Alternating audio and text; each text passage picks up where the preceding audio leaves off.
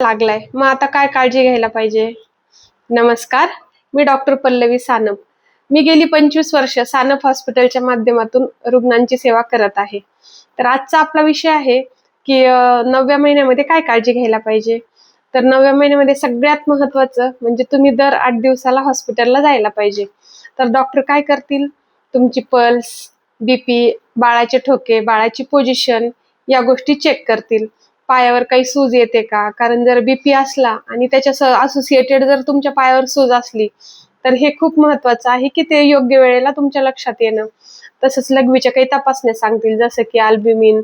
जर लघवीमध्ये अल्ब्युमिन जास्त असलं तर आणि त्याच्या जोडीला जर बीपी असला तर हे पण थोडंसं काळजी करण्यासारखं असतं. तर हे डॉक्टरांच्या लगेच लक्षात येईल. बाकी दुसरी काय काळजी घ्यायला पाहिजे तर डेली फिटल मुवमेंट काउंट म्हणजे काय, तर दररोज तुम्ही बाळाच्या हालचालींची मोजणी करायला पाहिजे. तर आता ते कशी करायची? तर सकाळी समजा 9 वाजल्यापासून तर दुसऱ्या दिवशी 9 वाजेपर्यंत बाळ किती वेळेस हललं, तर प्रत्येक वेळेस फिरलं बाळ की तुम्ही एक रेघ मारून ठेवा आणि बरोबर उद्या त्या वेळेपर्यंत टोटल किती रेघा होतात हे तुम्ही मोजून त्याचा काउंट करा. म्हणजे एखाद्या दिवशी जर बाळ कमी फिरत असेल तर ते आपल्याला लगेच लक्षात येईल. आणि याच्यामुळे काय होतं, जर बाळाला काही त्रास होणार असला तर थोडंसं आपल्या अगोदर लक्षात येतं. आता समजा तुमचं बाळ आज कमी फिरलंय तर तुम्ही पटकन हॉस्पिटलला जायला पाहिजे.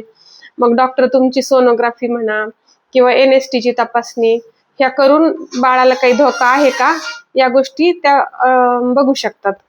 नंतर दुसरं काय, तर 9व्या महिन्यामध्ये सोनोग्राफीची एक तपासणी करणं जरुरी असतं की बाळाचं प्रेझेंटेशन कसं आहे. म्हणजे बाळ आडवं आहे, सरळ आहे, डोक्याकडून आहे, म्हणजे ज्याला आडवं म्हणजे ट्रान्सवर्सला आहे किंवा उलटं म्हणजे ब्रिज प्रेझेंटेशन, सरळ म्हणजे व्हर्टेक्स किंवा सिफॅलिक प्रेझेंटेशन. जर सिफॅलिक्स किंवा व्हर्टेक्स असलं तर डिलिव्हरी नॉर्मल होण्याची खूप चांगली शक्यता असते. तर ह्या गोष्टी आपल्याला 9व्या महिन्यातल्या सोनोग्राफीवरून कळू शकतात. दुसरं काय महत्वाचं आहे तर तुमचं रक्त तपासणी, की तुम्हाला डिलिव्हरी व्हायची आहे तर तुमचा HB हा 11-12 असा असायला पाहिजे. रक्त जर कमी असलं तर मग डिलिव्हरीमध्ये ब्लिडिंग झाल्यानंतर तुमच्या जीवाला पण धोका होऊ शकतो. त्यामुळे 9व्या महिन्यामध्ये CBC ची तपासणी म्हणजे रक्ताची तपासणी, सोनोग्राफी, NST ची तपासणी ह्या तपासण्या खूप महत्वाच्या असतात. तर अजून मग आता महिने भरून गेलेत आणि कळा येत नाहीत, अशा वेळेस तुम्ही पटकन डॉक्टरांकडे जायला पाहिजे, तपासण्या करून घ्यायला पाहिजेत. मग डॉक्टर तुमची तपासणी करतील आणि तपासणी केल्यानंतर कळेल की आपण थांबू शकतो, कळा येण्याची वाट पाहू शकतो, किंवा जर तशी परिस्थिती नसेल तर डॉक्टर तुम्हाला कळा येण्याचे इंजेक्शन किंवा काही औषधं सोडून कळा चालू करू शकतात.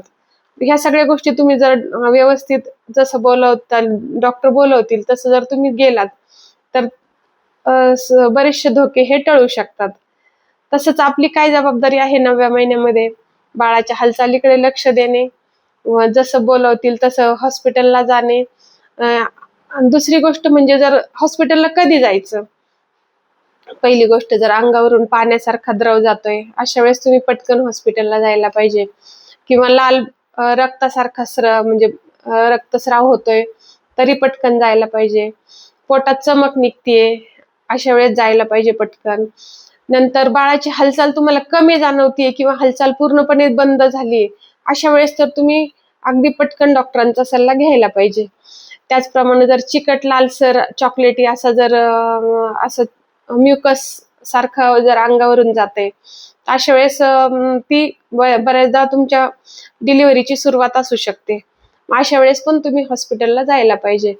आणि तारीख उलटून गेली आणि तरीही कुठलंच लक्षण दिसत नाहीये तरीही तुम्ही हॉस्पिटलला जायला पाहिजे.